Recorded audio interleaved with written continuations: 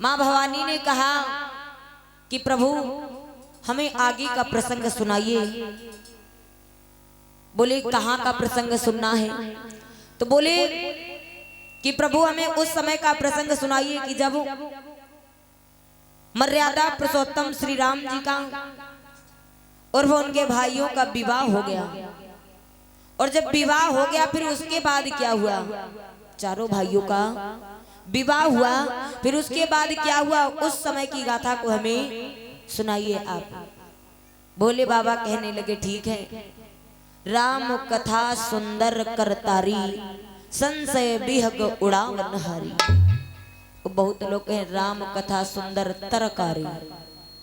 भैया भोले बाबा ने कहा देवी तुम धन्य हो जो कि तुम भगवान की मार्मिक गाथा को श्रवण करने की इच्छा प्रकट की है। और प्रभु को भोले बाबा को ये राम जी की कथा बहुत प्रसन्न है, बहुत अच्छी लगती है। जब वो कहते हैं और सुनते भी हैं, ये श्रोता भी बन जाते हैं। जब कथा कहीं भी होती है श्री राम जी की तो ये श्रोता बन करके किसी ना किसी रूप में जरूर आते हैं कथा सुनने के लिए। वो चाहे जीव जंतु कुछ भी बन करके आए, क्योंकि ये श्रोता भी हैं और वक्ता भी हैं। भोले बाबा मैया को कथा सुनाने लगे, प्रसंग सुनाने लगे और कहा सुनो, जब चारों भाइयों का विवाह हुआ अयोध्या में चारों तरफ खुशी ही खुशी नजर आ रही है। बधाई गीत सब गा रहे हैं, मंगलाचार हो रहे हैं। सुनो हुआ क्या कि जब तेरा ब्याही घर आए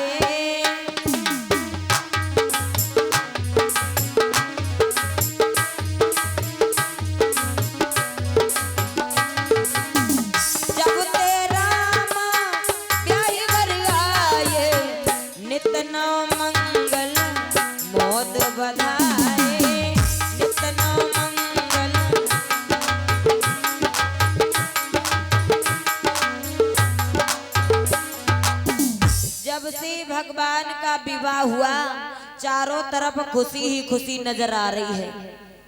और भैया उसी समय महाराज राजा दशरथ के मन में एक बात आई। क्या? कि क्यों ना हम अपने बड़े पुत्र राम का राज तिलक कर दें, उन्हें अपना ये सिंहासन दे दें, वो राज करे यहाँ पर। सोचा कुछ भी पहले लोगों में होता था कि अगर कोई भी बड़ा कार्य करते थे तो गुरुजी से सलाह जरूर लेते थे, सलाह लेनी चाहिए। आजकल तो खैर ऐसा रहा नहीं, जो कुछ करना होता तो सब अपने मन से बच्चे करें, चाहे बाप माँ बाप करें, किसी से सलाह की जरूरत नहीं, बस आपस में मन में हुआ विचार प्रकट कर दिया। लेकिन पहले ऐसा नहीं होता था। कोई भी बड़ा कार्य करने चलते थे तो पहले कुल गुरु से पूछते थे, अपने माँ बाप बड़े लोगों से जरूर सलाह ली जाती थी। अब तो महाराज राजा दशरथ सोचने लगे क्यों ना हम अपने गुरु जी से पूछ लें। गए हैं गुरु जी के पास, पूछा कि आखिर चारों तरफ खुशी ही खुशी नजर आ रही है तो क्यों ना इसी खुशी में चार चांद और लगा दिए जाएं। बोले ओ कैसे? कहा क्यों ना हम अपने बड़े पुत्र राम का राज तिलक कर दें। तो कहा अरे नेकी वो भी पूछ पूछ, अरे हमसे पूछने क्यों चले आए? इतना बड़ा विशाल कार्य करने जा रहे हो, जाओ देर ना करो, शुभ कार्य में देरी नहीं की जाती है। हाँ बहुत लोग कहते हैं ना शुभ घड़ी बताओ हमें तब कथा करवाएं हम। कौन सी शुभ घड़ी होगी? अशुभ घड़ी ना हो, बढ़िया शुभ दिन हो। परीक्षित महाराज बढ़िया शुभ दिन हो, सोमवार से शुरू हो, शुक्रवार को समापन हो, शुभ दिन हो।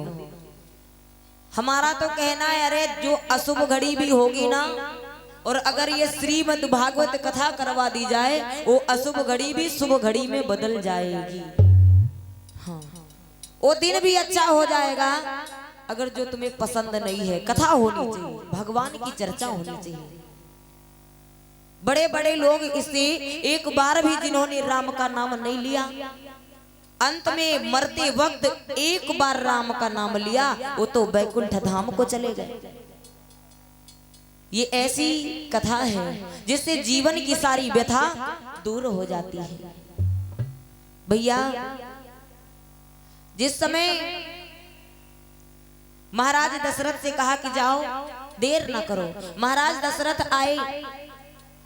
अब तो जो अयोध्या है, अयोध्या में एक खबर फैल गई कि राम का राज तिलक होने जा रहा है।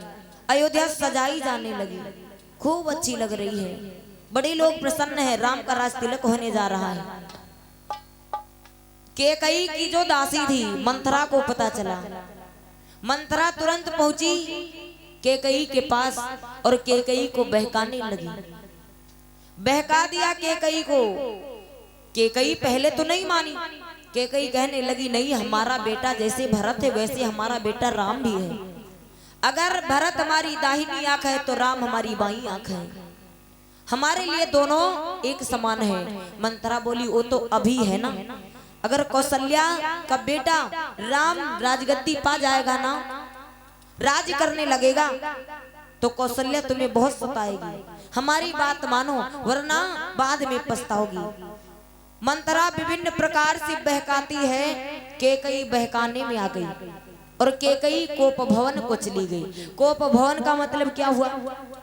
पहले राजा महाराजा अगर कोई भी महल बनवाते थे तो एक अलग भी छोटा घर बनवा देते थे। उस घर में लिखा होता था कोप भवन, यानी कि किसी भी व्यक्ति को किसी बात की चिंता हो तो वो उसी कोप भवन में चला जाता था। बहुत लोग कहते हैं ना कि अब काहे ना बनवावत है कोप भवन। भैया, चिंता तो सबके होती है, बनवाना चाहिए कोप भवन। अरे खुद का घर कोई कोप भवन से कम है? आए दिन तो लड़ाई झगड़ा सब होते रहते हैं। भैया, कैकेयी कोप भवन को चली गई। महाराज राजा दशरथ ने देखा। क्या देखा? सब लोग तो नजर आ रहे हैं, लेकिन कैकेयी नहीं है, कहाँ चली गई? मंथरा से पूछा, मंथरा ने कहा हमें नहीं मालूम, न जाने कहाँ चली गई। दशरथ महाराज कैकेयी की तलाश में लगे हुए हैं, सोच रहे हैं क्या, इधर उधर ढूंढ रहे हैं। पता चला कि आखिर कैकेयी कोप भवन में है।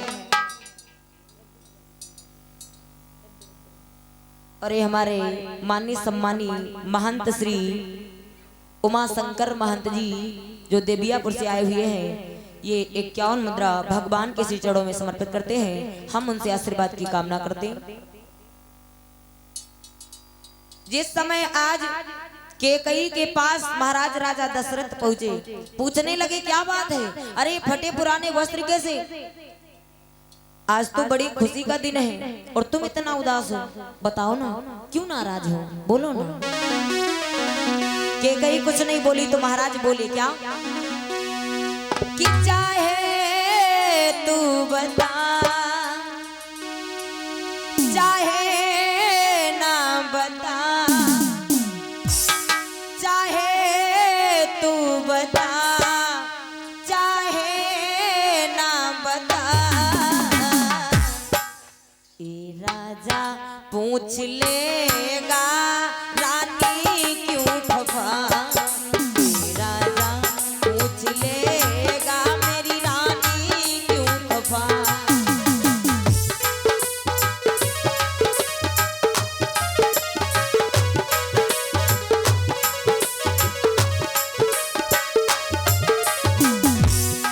पूछ लेगा, ढूंढ लेगा, पूछ लेगा, वो ढूंढ लेगा, हे राजा पूछ लेगा रानी क्यों खफा, हे राजा पूछ लेगा रानी क्यों खफा।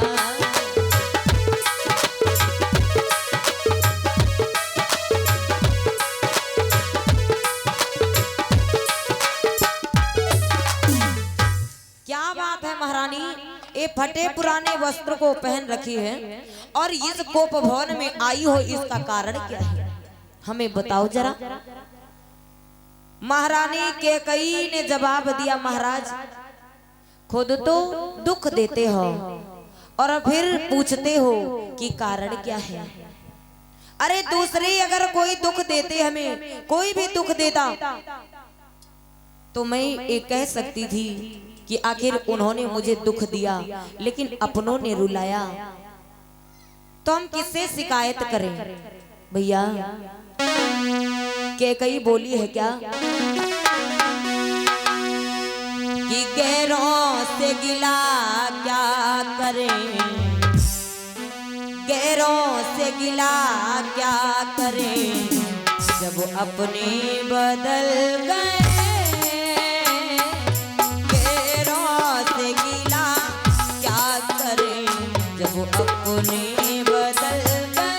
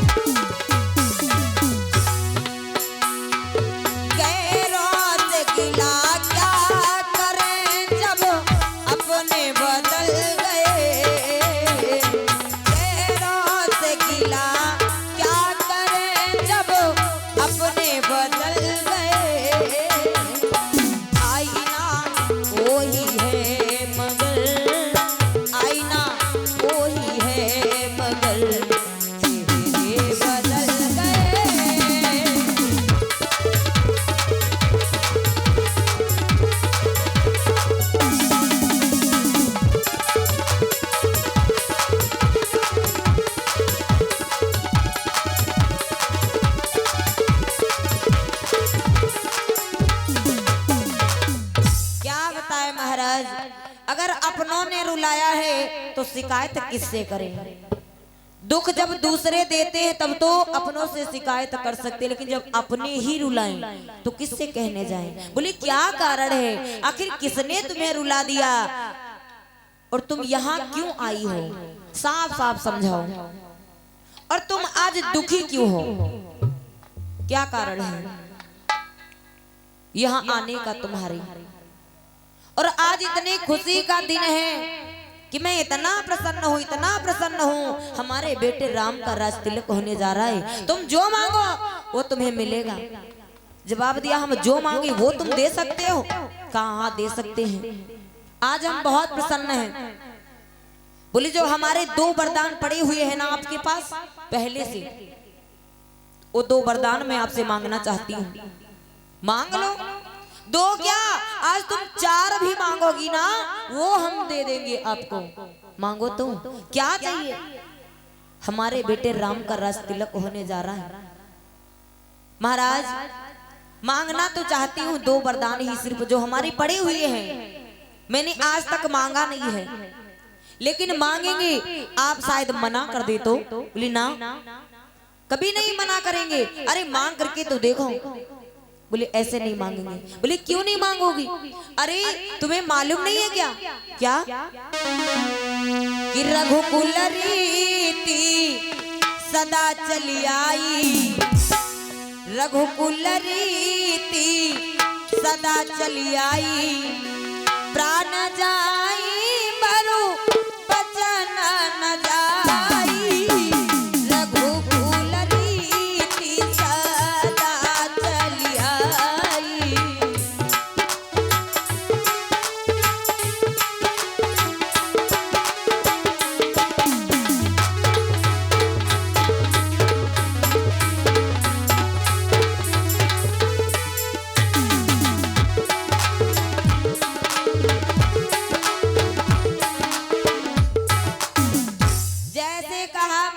दशरथ ने कि रघुकुल रीति सदा चली आई, यानी कि हमारे रघु महाराज की ये रीति है और ये हमेशा चली आई है कि जो भी तुम मांगोगे वो हम तुम्हें दे देंगे। जो भोले बाबा माँ भवानी को प्रसंग सुना रहे थे, माँ भवानी कहने लगी उसी समय कि स्वामी एक छोटा सा संशय आ गया है। बोली क्या।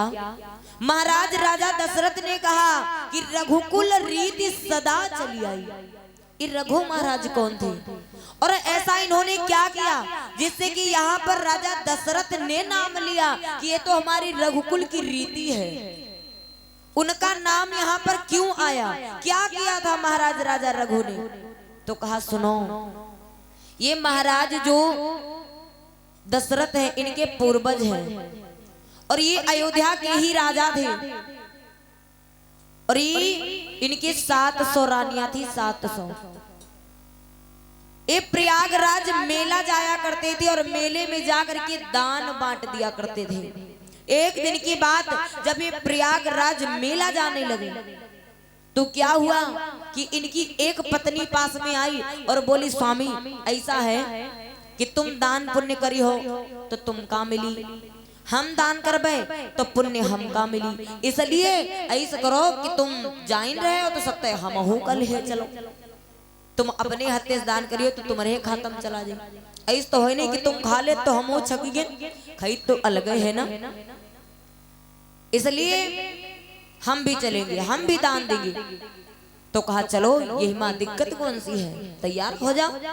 रानी तैयार हो गई। जिस समय आज महाराज रघु के साथ में प्रयागराज मेला में आई है, अब दान बट रहा है, लो भैया तुम हो ले लो, लो भैया तुम हो ले लो, लाइन लगी है दान लेने वालों की। अब भैया जब दान बट रहा है, दूर से देखा, किसने देखा? एक लालची पंडित ने। जो लालची पंडित ने देखा, और देखा किसको?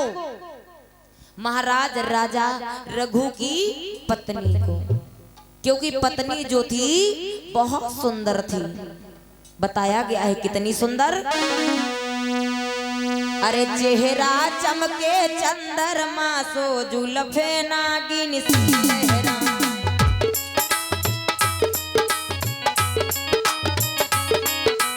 नग के समान नयन दो चमके भऊ है देखत लगे कमा,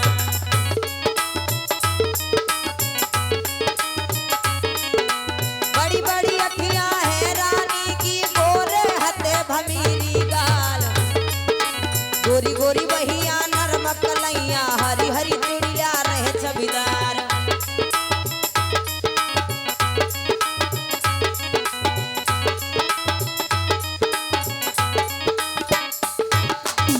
बहुत सुंदर है रानी। और जैसे पंडित जी ने देखा, दूर है खड़े हैं, रघु महाराज ने देखा तो कहा अरे पंडित जी तनु तुम हो आगे बढ़िया, काले हो ले वाय के दान बट रहा है। पंडित जी का जैसे इशारा करें, पंडित जी तनु को आगे बढ़ी। अब रघु महाराज के ने अरे अरे तनु को आगे और बढ़िया, का चाहिए? अब तो दोनों हाथ पंडित जी जोड़ी में चाहिएगा, और ऐसा है कि हम जो मांगब तुम दे दे हो, तो कहीं हाँ बिल्कुल दे देबे, मांगो तो। अब पंडित जी डराता है कि सोना चांदी की बात द्वासरी है, और कोई सनु अगर कोई के पत्नी मंगी हो, ऐसा ना हो कि हमारे गलथराई लाल हो जाए। रघु महाराज कहने लगे अरे मांगो क्या चाहिए? और जैसे कहा क्या चाहिए, और ये हमारे मानी सम्मानी घर मालिक परीक्षित महाराज श्रीमान श्रवण कुमार चाचा जी की तरफ से 101 मुद्रा भगवान के चरणों में समर्पित हैं। भगवान से आशीर्वाद की कामनाएं।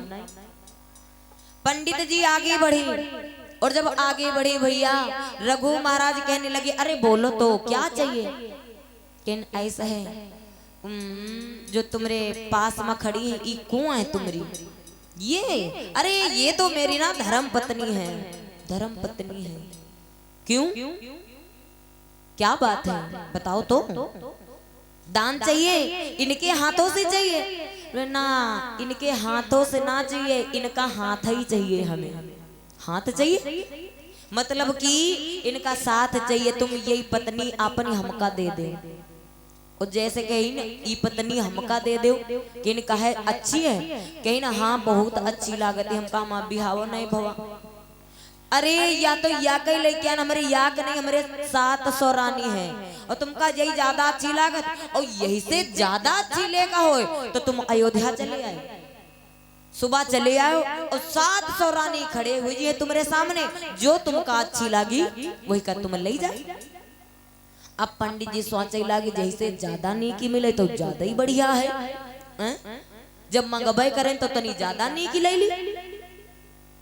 तो पंडित जी कहें अगर ये उससे ज्यादा नीक है तो कोई बात नहीं, हम ठीक सवेरे चले कहीं ठीक है। दान बांट दिया रघु महाराज ने, दान बांटने के बाद लौट के चले आए। इधर पंडित जी आय हाय हाय, पंडित जी के नींद नहीं आ रही, नखत गिनत कत्ती जल्दी भोर हो तो जई, कत्ती जल्दी भोर हो तो जई। यह बात मन में आ रही है का कि राजा योगी अग्नि जल की उलटी जा,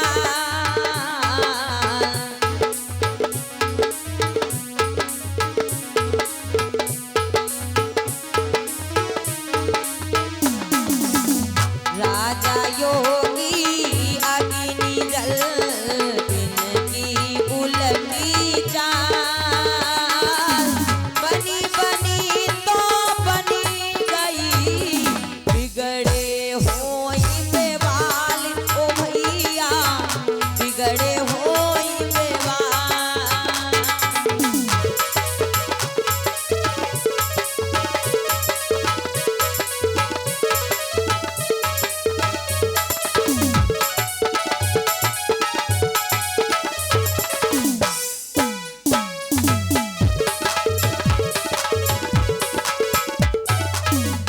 सोच रहे राजा के रिबात है, ऐसा तो नहीं है कि हिया नहीं दिन और सोचनी घर ही चले आओ तब पैना लेके उठाई और मार तुम्हार गर्दा झारी, हिया नहीं दिन है और हुआ बोले शायद यह चक्कर तो नहीं। लेकिन सोचिन जब हिया कही दिन तो चले जाइबे, चाहे गाल लाली भले ही हो जाए, जो होई सो देखा जाए, फिर जाइब तो होई नहीं। अब तो भैया धीरे धीरे रात गुजरी कोई तरह से, और जो रात गुजरी जैसे भोर भवा तो का करीन जल्दी जल्दी उल्टा सीधा कुल्ला मंजन करीन, अम्मू धोई, अम्मू धोए के बाद बस तुरंत ही भागी पड़े। सोची ना आज खाना वाना ना बनी, आज वह के लेके बतुआ खाना बनई तो खाई। पंडित जी आज भागते हुए जा रहे हैं, और ये हमारे माननीय सम्मानित श्री रघुनाथ दादाजी की तरफ से ये 101 मुद्रा भगवान के चरणों में भगवान से आशीर्वाद की कामनाएं। आज पंडित जी भागते हुए जा रहे हैं, बड़ी खुशी है कि जाएंगे लेकर के आएंगे, हमारी भी जोड़ी अमर हो जाएगी। पंडित जी सोच रहे हैं क्या और भागते हुए जा रहे हैं।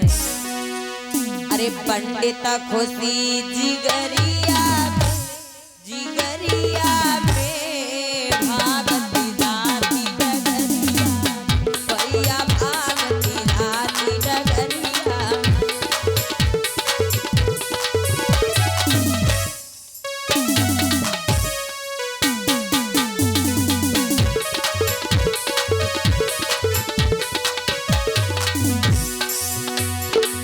जाए भूप से वचन सुनैबे, रानी मांगी घरे लइबे, रानी मांगी घरे लइबे। जाए भूप से वचन सुनैबे, रानी मांगी घरे लइबे। काहे मोए लागी आस दुल्हनिया दुल्हनिया में भागती जाती डगरिया, भैया भागती जाती डगरिया।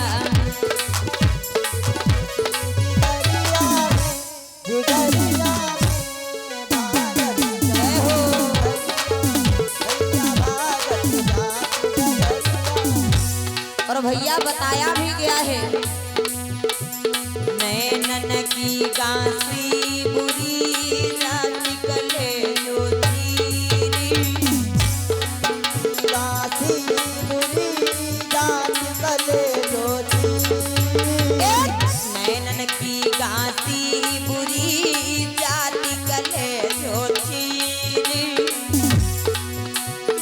खान पान बाप नहीं दुर्बल होई शरीर हो रामा।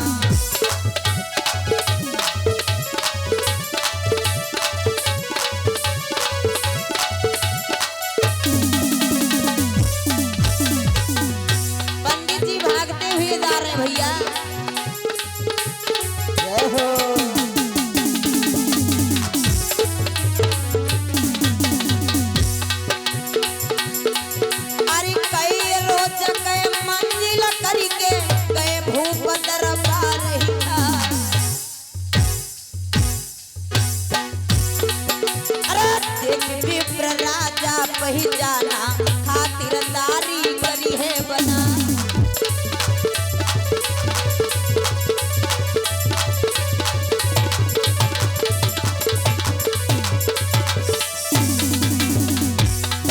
अरे पूजा करके विप्र देव की ऊंचन असन दियो है बैठा।